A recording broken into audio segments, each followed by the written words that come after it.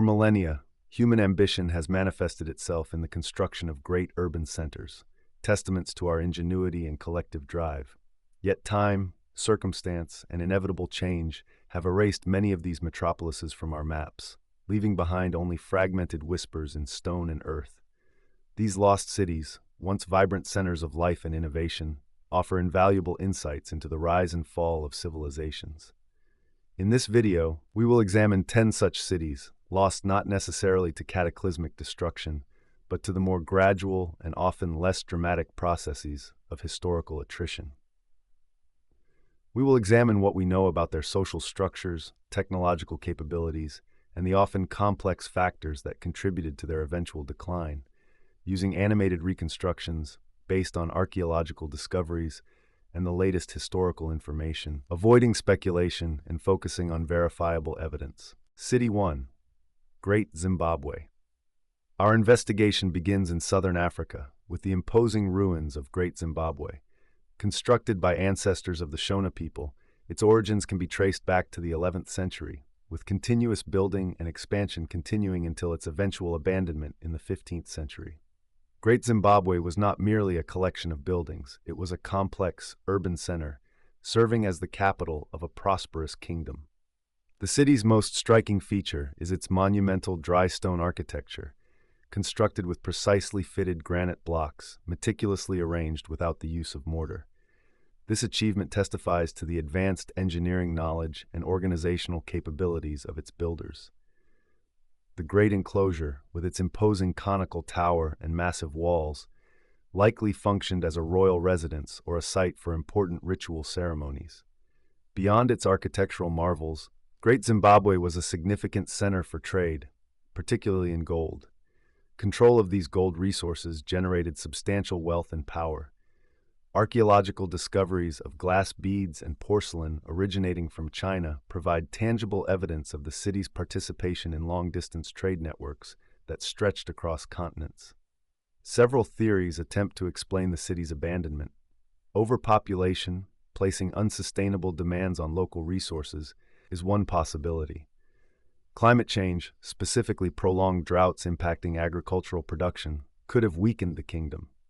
Alternatively, shifts in regional trade routes, diverting wealth and resources away from Great Zimbabwe, may have diminished its economic prominence.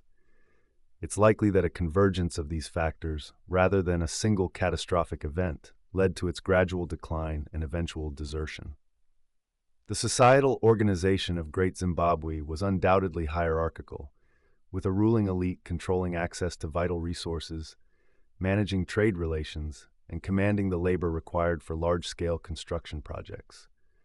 The scale of construction alone would have been an immense undertaking. City 2, Mohenjo-Daro. Moving eastward, we examine the remains of Mohenjo-Daro, located in the Indus Valley in modern-day Pakistan. Flourishing around 2500 BCE, Mohenjo-Daro was one of the largest and most sophisticated settlements of the ancient Indus Valley civilization, also known as the Harappan civilization.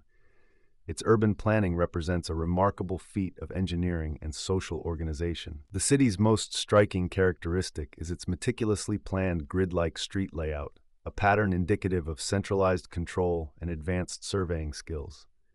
Mohenjo-Daro possessed an elaborate sanitation system that surpassed anything seen in other contemporary civilizations, including indoor plumbing connected to covered drains that efficiently removed wastewater from homes and public buildings. The Great Bath, a large, rectangular pool, suggests a ritualistic function, possibly related to religious purification or public ceremonies. The prevalence of standardized weights and measures indicates a degree of centralized administration responsible for regulating trade and commerce, ensuring fairness and consistency in economic transactions.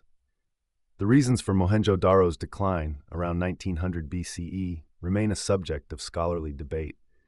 Compelling theories point to environmental changes, specifically increased flooding or prolonged droughts, disrupting agricultural production and undermining the city's resource base.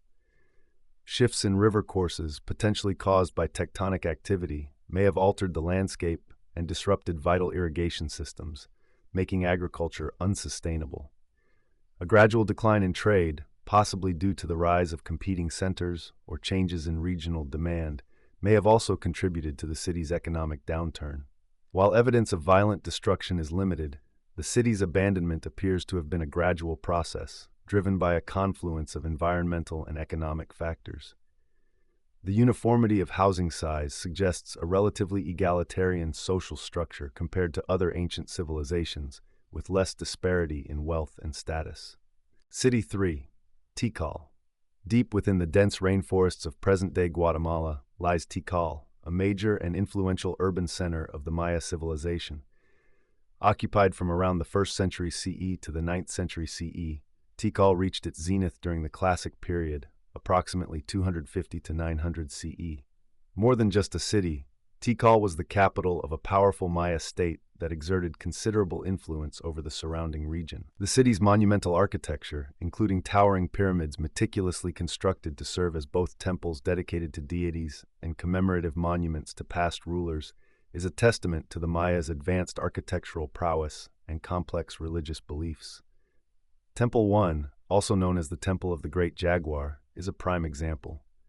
Tikal was frequently engaged in warfare with rival city-states, most notably Calakmul, in a protracted struggle for regional dominance and control over trade routes. These conflicts likely placed a significant strain on the city's resources and its population.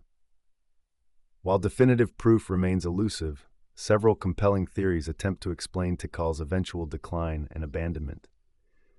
Prolonged periods of drought, exacerbated by deforestation and unsustainable agricultural practices, are believed to have placed a strain on the city's resources, leading to widespread famine and social unrest. Overpopulation, outstripping the capacity of the surrounding environment to provide sustenance, may have compounded these problems.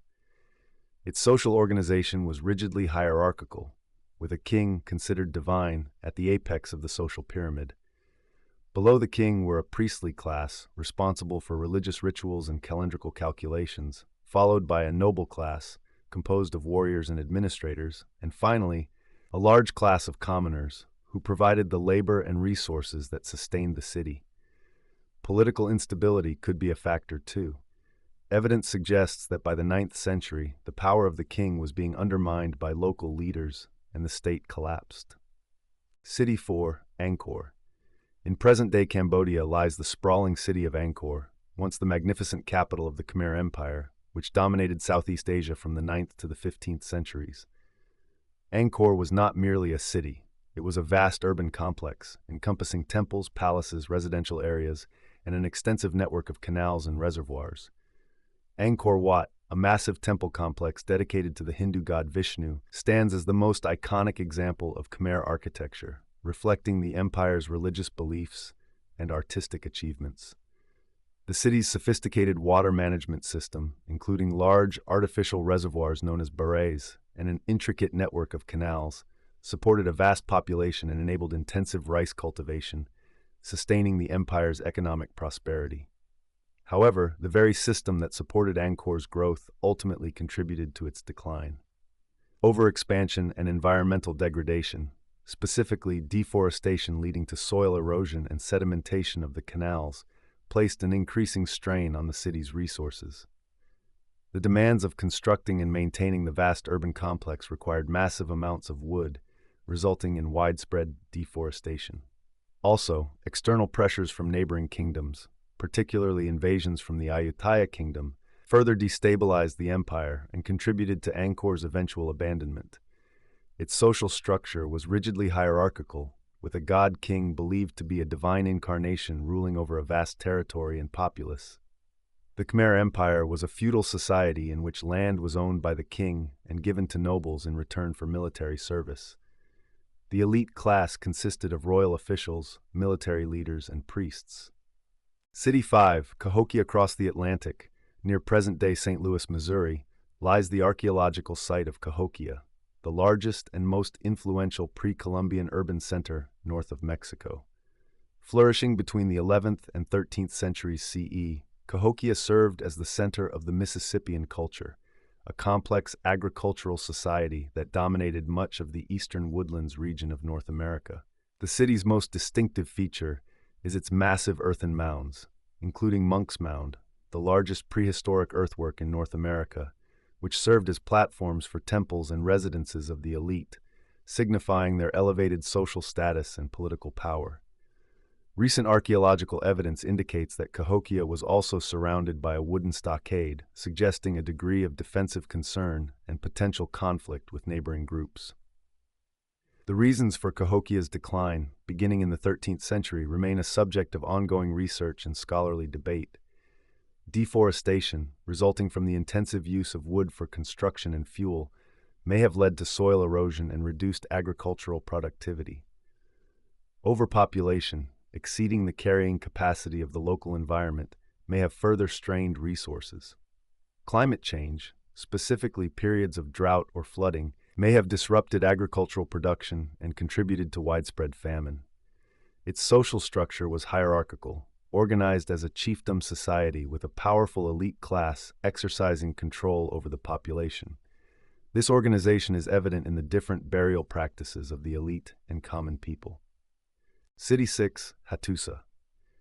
Located in present-day Turkey, Hattusa served as the capital of the Hittite Empire, a major power in the Late Bronze Age, approximately 1600 to 1200 BCE. The city's strategic location, nestled among rugged mountains, provided a natural defensive advantage. Hattusa was heavily fortified, with massive walls constructed of large stone blocks and monumental gates, such as the iconic Lion Gate, which testified to the empire's military strength. The Hittites were renowned for their advanced ironworking technology, giving them a significant military advantage over their rivals, who still relied primarily on bronze weapons. They also employed chariots extensively in warfare. Evidence suggests that the decline and eventual abandonment of Hattusa was a multifaceted process. The destruction layer from archaeological digs is evidence of these reasons. Internal conflicts, potentially stemming from succession disputes or power struggles within the royal family, may have weakened the empire from within. External attacks from the Sea Peoples, a mysterious group of maritime raiders who destabilized much of the Mediterranean world during the Late Bronze Age, may have overwhelmed the Hittite defenses. Climate change, specifically periods of drought leading to crop failures and famine, may have further contributed to the empire's downfall.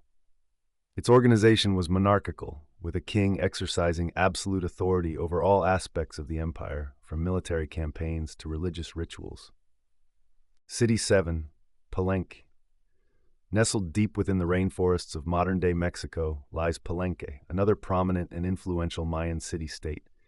Flourishing between the 7th and 8th centuries CE, Palenque is particularly celebrated for its refined architecture, intricate carvings, and the detailed historical record preserved in its hieroglyphic inscriptions.